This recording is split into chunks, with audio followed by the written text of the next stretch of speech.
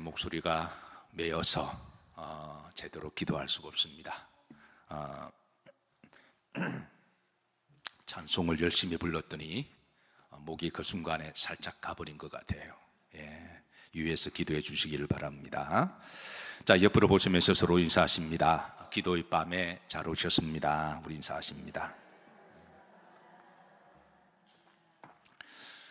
오늘 밤에는 에스겔 속의 기도 두 번째인데요. 자, 9장 8절에 보시면, 자, 에스겔이 이렇게 하나님께 기도합니다. 따라서 하십니다. 엎드려 부르짖어 이르되, 그랬습니다. 그러니까 엎드려는 구약의 기도의 형식 중에 이제 쫙 엎드려서 하는 그런 기도가 있습니다. 종교개혁자 마틴 루터 잘 아시죠? 그 개혁지를 탐방해 보면 루터가 기도했던 기도방이 있는데요. 또 그가 섬기는 교회 가면 그가 어떻게 기도했는지 그 모습을 그게 좀 그려놓는 그런 유물이 있습니다. 거기 가면 루터가 서품을 받을 때도 그러하고, 기도할 때 가끔 그 앞에 제단에 쫙 컨대자로 엎드려서 기도하는 모습이 있는데요. 가슴이 뭉클뭉클했습니다. 오늘 에스겔이 하나님 앞에 이렇게 쫙 엎드려 그렇게 기도합니다. 오늘 여러분 그렇게 기도하고 싶은 분은 오셔서 그렇게 쫙 기도해 보시고, 저도 가끔 새벽에 기도할 때 강단에서 그렇게 혼자 쫙 엎드려서 기도할 때가 있습니다. 아무도 안 보니까 그렇게 혼자 그렇게 기도할 때가 있는데,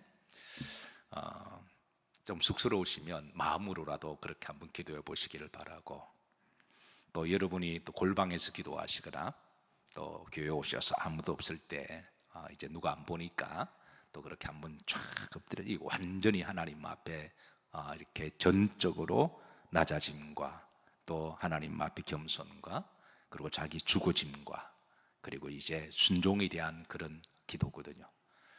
그래서 그렇게 한번 기도해 보시기를 바랍니다. 자, 지난번에 에스겔 1장에 에스겔이 그발 강가에서 기도의 장소를 우리가 함께 살폈습니다. 그런데 오늘 본장에는 기도의 장소가 집이었습니다. 그런데 왜 에스겔이 내 집은 기도하는 집이라 그러셨는데 성전에 가서 기도하지 아니하고 때로는 강가에 가서 기도하고 때로는 집에서 기도했을까요? 그 이유는 제가 지난주에 말씀드렸죠. 포로로 잡혀와서 예루살렘에서 바빌론까지 잡혀와서 예루살렘에 가고 싶어도 가지 못했고, 예루살렘에 가서 기도하고 싶어도 기도하지 못했던, 막상 가까이 있을 때는 성전이 얼마나 귀한지를 잘 몰랐는데 어떤 이유 때문에 성전에 가지 못하고 그랬을 때에 영적 집에 대한 그 사모함과 그리움이 얼마나 큰지 다시 깨닫게 되는데요. 특별히 에스겔은 기도의 사람이어서 성전에서 기도하지 못하자 기도에 대한 목마름과 기도에 대한 그런 절박함이 있었습니다. 그래서 성전에 가서 기도하지 못하니까 그는 그발 강가에 가서 기도했고, 또 자신의 집을 골방에서 하나님께 기도했는데요.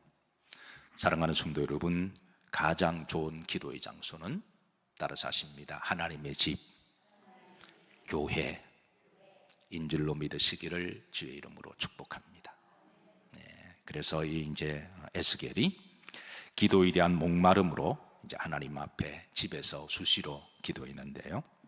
그때 하나님께서 이제 놀라운 환상을 보여주십니다. 그러니까 1장과 9장의 시간적 갭은 1년, 2년이 지난 시점입니다. 1년, 2년 어간 동안에도 에스겔은 시간 날 때마다 강가에서 기도하고 또 집에서도 기도하고 그러는데요. 하나님 어느 날 이제 하늘의 환상을 보여주세요. 자, 우리가 저는 기도할 때 여러분들이 하나님 허락하시면 좀 영적 세계도 그 성령의 소리도 들으시고 또 영적 세계도 가끔은 보시기를 주의 이름으로 축복합니다. 우리가 하늘의 환상을 보는 것은 두 가지 방법이 있는데요. 첫 번째로 하나님이 개인적으로 주시는 환상을 보는 방법입니다. 아마 여러분들 중에 그 환상을 보신 분도 계실 거예요. 자, 그런데 두 번째 방법은 따라서 하십니다. 말씀을 통해서 보여주는 방식이 있습니다. 내가 비록 개인적으로 어떤 신비한 세계를 보지 못하고 체험하지 못했다고 할지라도 너무 낙심하고 절망하지 말 것은 하나님 말씀을 통해서 우리들에게 체험하게 하시고 들려주시고 보게 하시니까 오늘 말씀을 통해서 에스겔이 본 그 환상을 본문에 잘 기록되어 있습니다. 말씀을 통해서 오늘 그 전상의 모습을 보시기를 주의 이름으로 축복합니다. 자, 에스겔이 이 전상의 기도 가운데 환상을 보면서 느낌이 딱 두 가지입니다. 영적으로 느낌이 있다고 하잖아요. 첫 번째 느낌은 하나님이 분노하셨다라고 하는 느낌을 딱 받습니다. 두 번째는 하나님이 멸하신다, 심판하신다고 하는 그런 영적인 느낌이 다가왔습니다. 자, 8절에 보십시다. 자, 8절에 보시면, 자, 후림들에 보시면, 자, 에스겔이 자, 엎드려 부르짖어 이르되, 자, 그 다음입니다. 합독합니다. 주 여호와여,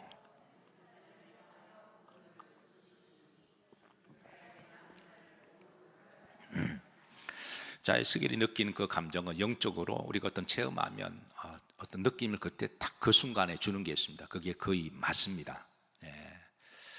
그 느낌은 하나님이 분노하신다라는 느낌이었어요. 두 번째는 하나님이 멸하신다, 심판하신다는 그런 환상이었습니다.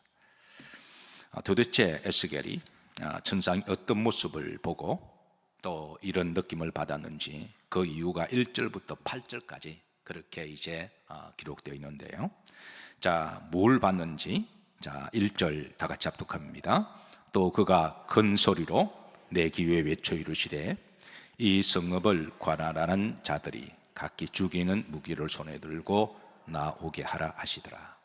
하늘에서 큰 소리가 들려옵니다. 이 성읍을 관할한 자들, 이 성읍은 예루살렘 성전을 이야기를 하죠.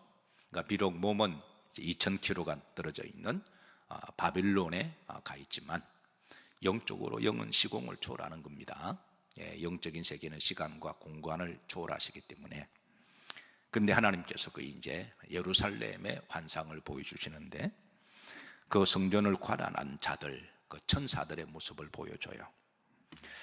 자, 그런데 하나님께서 2절에 보시면, 자, 그들을 향하여 이제 6 천사를 보여주는데요. 자, 세 가지 특징이 있습니다. 2절 한번 보실까요? 내가 보니 6 사람이 북향한 윗문 길로부터 오는데, 자, 특징입니다. 각 사람의 손에 어떤 무기를 잡았고 죽이는 무기를 잡았다는 거예요. 그 전사들이 각 손에 죽이는 무기를 잡고 있는 전쟁용 무기인데요. 자, 두 번째는 6명 중에 그 중에 한 사람은 두 가지 특징이 있습니다. 어떤 옷을 입고 베옷을 입고, 두 번째입니다. 서기관의 먹그릇을 허리에 찬 이 환상의 모습을 보여줍니다. 자, 말로 설명하기가 조금 그래서 직관적으로 그림 한번 보도록 하시죠. 자, 어쨌든 이런 6명의 천사들을 보여주는데 5명은 각기 손에 사람을 죽이는 무기를 잡아, 전쟁 때 그 당시 쓰는 그런 무기들입니다. 그런 무기를 들었는데, 근데 중요한 것은 그 중에 한 사람의 천사의 모습인데요. 자, 이 한 사람만 좀 크게 확대해서 보면 이렇습니다. 이제 베옷을 입고, 그리고 이제 허리에 이제 서기관의 먹그릇을 차고 있는 그 천사를 보여주고 있습니다. 자, 이 천사가 어떤 천사일까? 나머지 5명의 천사는 하나님의 심판에 사람을 심판하는 천사라고 한다면, 중요한 것은 이 한 명의 천사입니다. 구약에 베옷을, 흰 베옷을 입고 있다고 하는 것은 회개를 주관하는 천사인 것으로 추정이 됩니다. 서기관이라고 하는 것은 하나님의 명령을 받아 기록하는 그런 천사를 말하죠. 즉, 이 천사는 회개의 영을 관장하면서 하나님의 말씀을 기록하는 천사입니다. 자, 그리고 3절에 보시면 자, 하나님께서 먼저 가운데에 있는 베옷을 입고 있는 천사를 부르시면서 다 같이 합독합니다. 거룹은 천사들의 그 무리를 이야기합니다. 하나님 보좌에 하나님을 보좌하는 그 천사의 이거 이제 그룹 스랍이라고 이야기를 하는데요. 자, 다 같이 합독합니다. 그룹에 머물러 있는 이스라엘 하나님의 영광이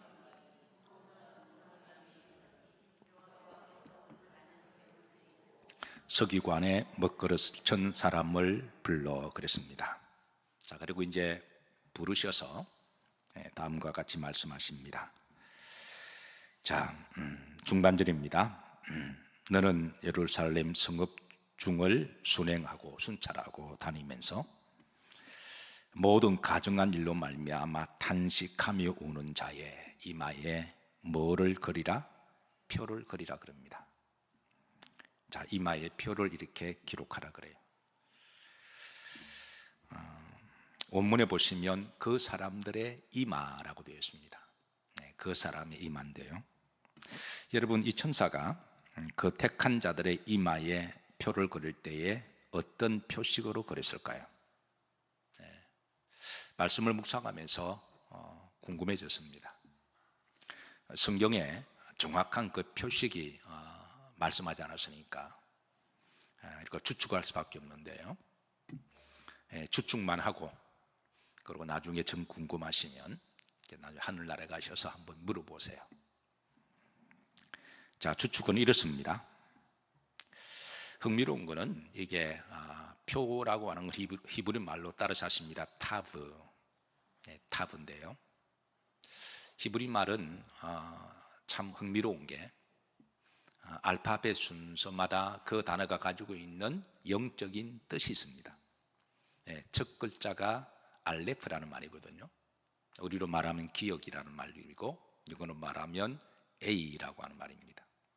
첫 자가 알레프인데, 이거는 이제 단어의 첫 자의 음가도 있지만, 그 영적으로 알레프의 뜻은 하나님을 의미할 때, 그리고 이제 엘로힘 할 때 그 알레프가 들어가거든요. 그리고 첫 번째를 말할 때 또 알레프가 첫 단어니까 그렇게 알파와 오메가 할 때에 헬란 말은 첫 자가 알파고 마지막은 오메가거든요. 여러분 오메가 시계 좋아하시죠? 어쨌든 알파와 오메가. 그리고 이 알레프는 황소를 뜻하기도 합니다. 그래서 이제 상징적으로 그런 뜻이 있습니다. 두 번째 단어가 베이트라고 하는 단어인데요. 이건 또 집입니다. 이 베이트. 근데 마지막 타브는 뭐냐면 이게 십자가입니다. 제가 처음 박사 과정을 공부할 때 세 번째 언어를 제가 히브리어를 택했고 두 번째는 헬라어고 세 번째 언어는 제가 히브리어를 택했습니다. 그래서 히브리어를 좀 이제 공부하다가 이제 제가 공부하는 중에 신기하기도 하고 놀란 것은 히브리어 마지막 타브의 뜻은 십자가입니다. 근데 참 놀랍고 신기하다 그렇게 생각하면서 여기에는 분명한 뜻이 있을 거다라고 그렇게 이제 기도한 적이 많았습니다. 또 실제로 그러하고요. 타브가 이렇게 쓰거든요. 이렇게 쓰는데 기역자에다가 약간 이렇게 좀 웨이브를 그린 그건데 그 뜻은 뭐라고요? 십자가입니다. 하나님께서 그 언어를 통해서 어떤 영적인 메시지를 주시지 않으셨을까 생각하고 구약의 십자가에 대한 예언적 말씀이 많이 있거든요. 오실 메시아가 십자가에 달려 돌아가실 것에 대한 예언적 말씀이 많이 있는데요. 이 천사가 표시 타브를 그린 것은 영적 의미로 이마에 그 십자가를 그리지 않았을까라고 저는 목회자로서 그렇게 추정을 합니다. 실제로 이 십자가를 통해서 우리를 표식하시고 구원하시는 것은 신약에 주님이 오셔서 이거를 또 완성하기도 하시죠. 사순절을 지나고 있습니다. 초대교회 우리 신앙의 선배들은 사순절을 시작하면 자신의 몸에 십자가의 흔적을 그렇게 새겼습니다. 바울도 갈라디아에서 내 몸에 십자가의 흔적이 있노라 그렇게 고백했듯이 그 흔적이 이제 손바닥에도 십자가 흔적을 그리고 또 이마에도 십자가 흔적을 그렸는데요. 초창기는 이마에 그렸습니다. 십자가 흔적을. 우리 교회에서도 사순절을 시작할 제수일이 되면 십자가의 흔적을 그렇게 새기기도 하는데요. 처음에는 이마에 그리다가 이제 요즘은 손등에 그리기도 하는데, 어쨌든 사랑하는 성도 여러분, 저는 여러분들의 이마에 예수 그리스도의 표식이 있으시기를 주의 이름으로 축복합니다. 자, 이 부분은 이제 나중에 좀 이따가 좀 더 살펴보도록 하고요. 어쨌든 하나님이 이제 베드로변 천사에게 다니면서 이마에 표를 그리라 그렇게 하시고, 그리고 그들은 해치지 말고 보호해라 그러십니다. 이마에 표식이 있는 자들은 5명의 천사들에게 그들은 건들지 마라, 그들은 내 백성이다, 그렇게 하나님이 말씀하시는 거예요. 그러고 나서 5절에 보시면, 자, 이제 이마에 표식 없는 자들은 불쌍히 여기지 말고 좀 잔혹하지만 다 죽이라고 이야기합니다. 남녀노소, 나이가 들었든 어린아이든 남자든 여자든 가리지 말고 그냥 다 죽이라고 잔혹한 말씀을 하십니다. 자, 5절 말씀인데요, 다 같이 합독합니다.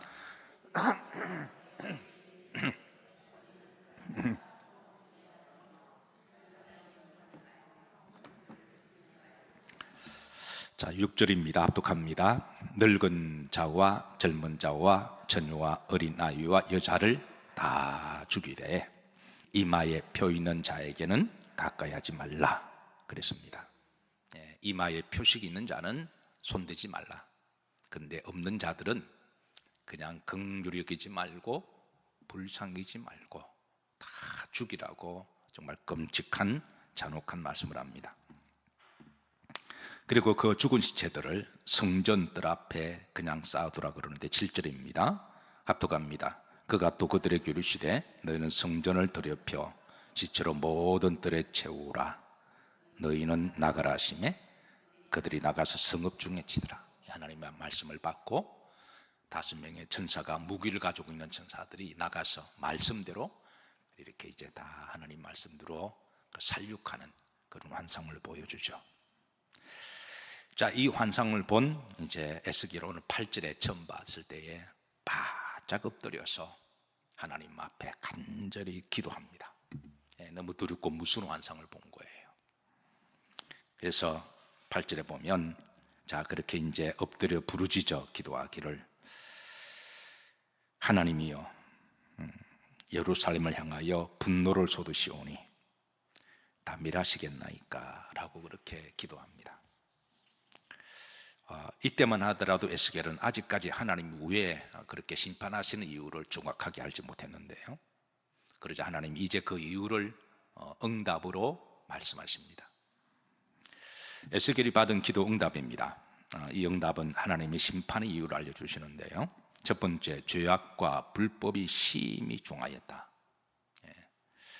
자, 9절입니다. 중반절입니다. 이스라엘과 유다 족속에 무엇이? 죄악이 심히 중하여. 그들의 죄악이 오랫동안 심히 중하다는 거예요.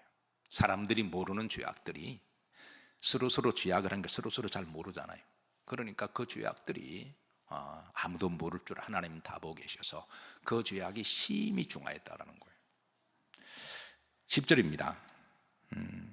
내가 그들을 모아지 여기지 아니하며 불쌍히, 그리고 무엇을 베풀지 아니하며 긍휼을 베풀지 아니하고, 왜냐하면 그들의 행위대로 그들의 머리에 갚으리라. 그들의 행위대로 그들도 불쌍히 여기지 아니했고, 그들도 긍휼을 베풀지 않았고, 그들이 행한 대로 그들은 잔혹했고, 그들은 무자비했고, 그런 그 모습 그대로 너희들이 뿌린 대로 내가 그대로 갚을 것이다 라고 하는 말씀을 주셨어요. 사랑하는 성도 여러분, 평소에 늘 불쌍히 여기시기를 주의 이름으로 축복합니다. 평소에 늘 긍휼히 여기시기를 주의 이름으로 축복합니다. 내가 뿌린 대로 하나님이 거두게 하십니다. 자, 10절입니다. 흐름질에 보면 합독합니다. 그들의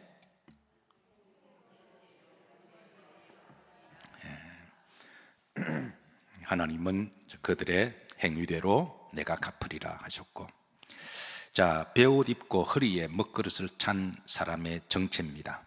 자, 그게 11절에 보면 보라 가는 베옷을 입고 허리에 먹그릇을 찬 사람이 복명하여 이루되 그랬습니다.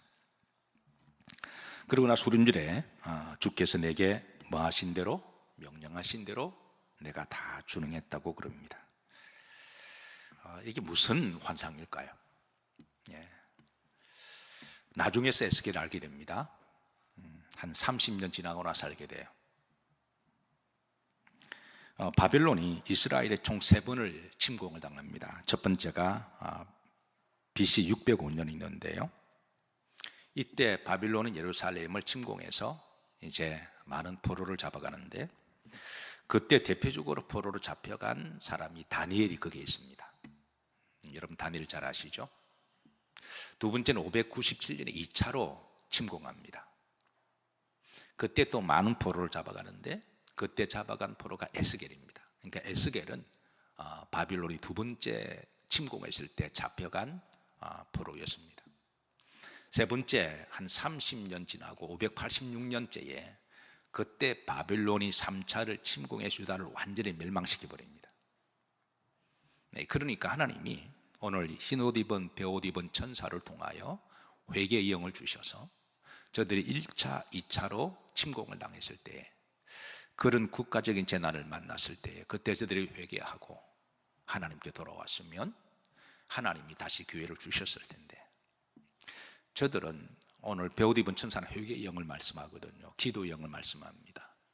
하나님이 여전히 그래도 마지막 기회를 주셔서 이제 기도의 영을 주시고 회개 천사를 보내주셔서 회개하게 하시고 기도하게 하셨을 때, 저들이 그랬으면 하나님은 다시 기회를 주시는데 저들은 그러지 않았습니다.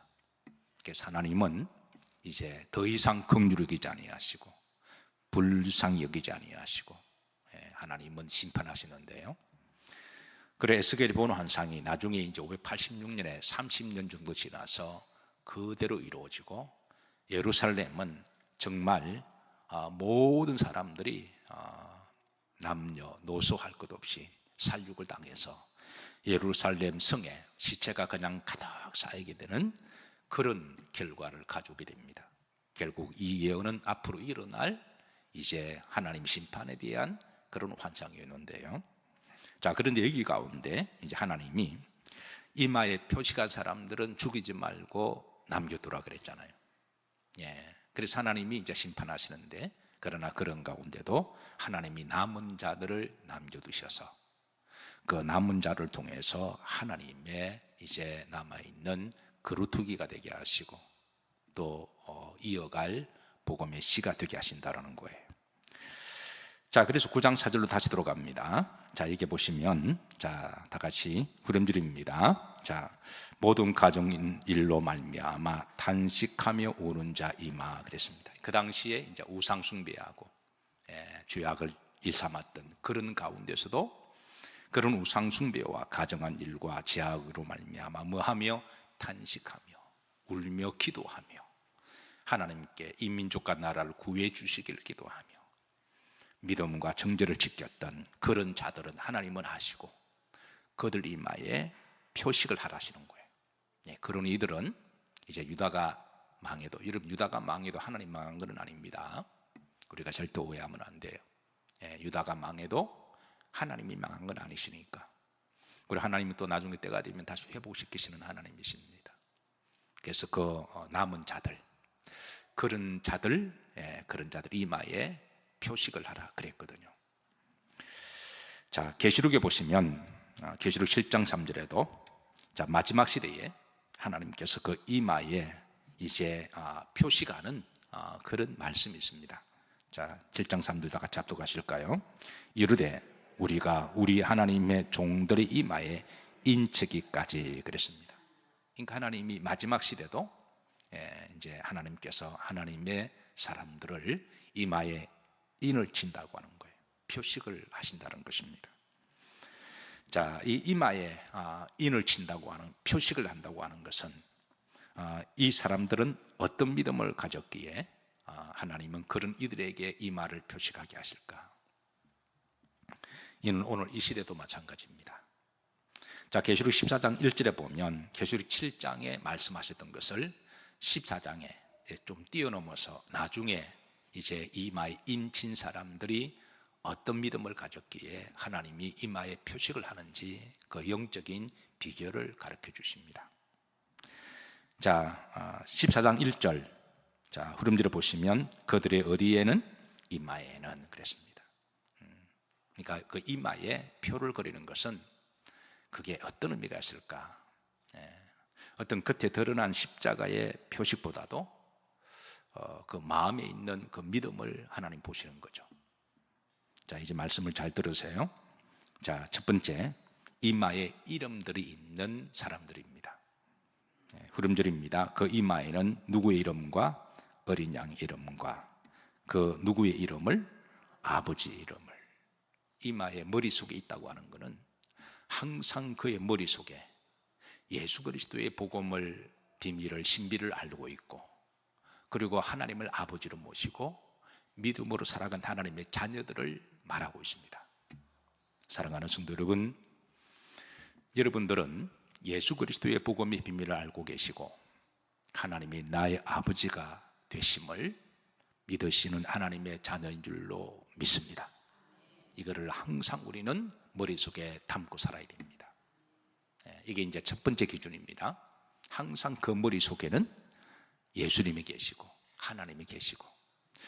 여러분의 머릿속에 지금 뭐가 제일 중요하게 있으신가요?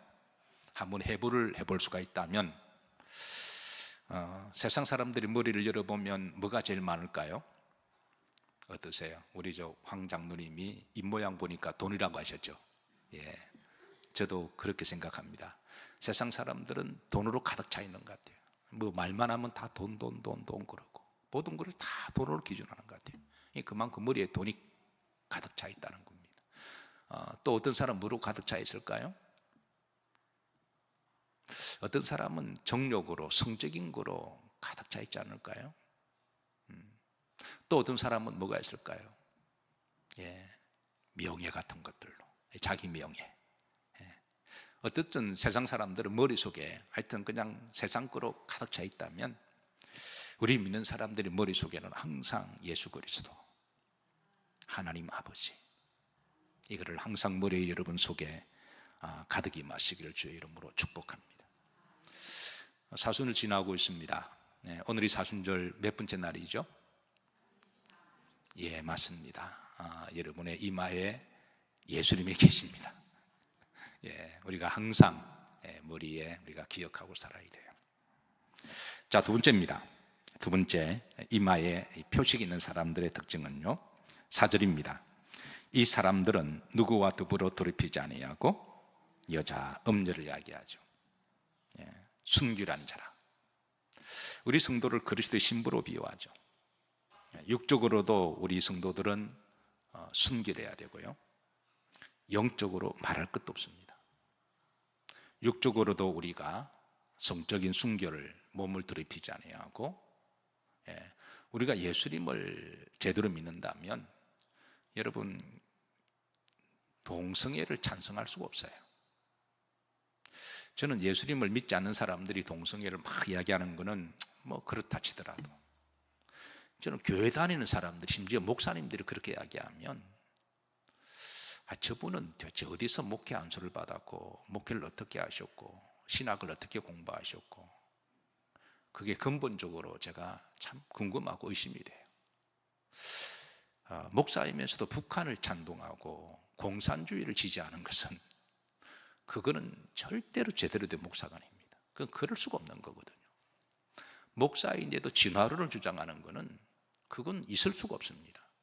사람의 조상이 원숭이면 사람의 조상이 하나님이 원숭이인가요? 그러면 그 말도 안 되는 이야기들을 소위 목사들도 버젓이 주장을 하고, 심지어 이제 교인들도 그렇게 막 주장을 해요.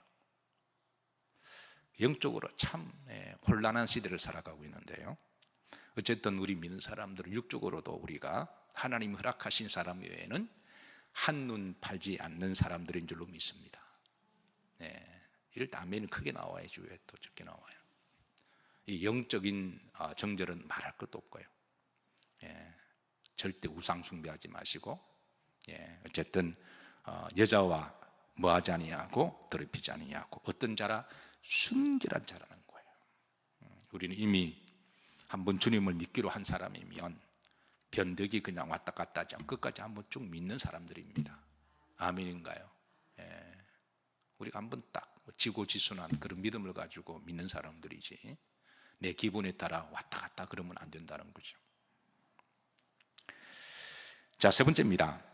어린 양이 어디로 인도하든지 따라가는 자들이다. 중간절에 보면, 자, 표시된 부분 합독합니다. 시작.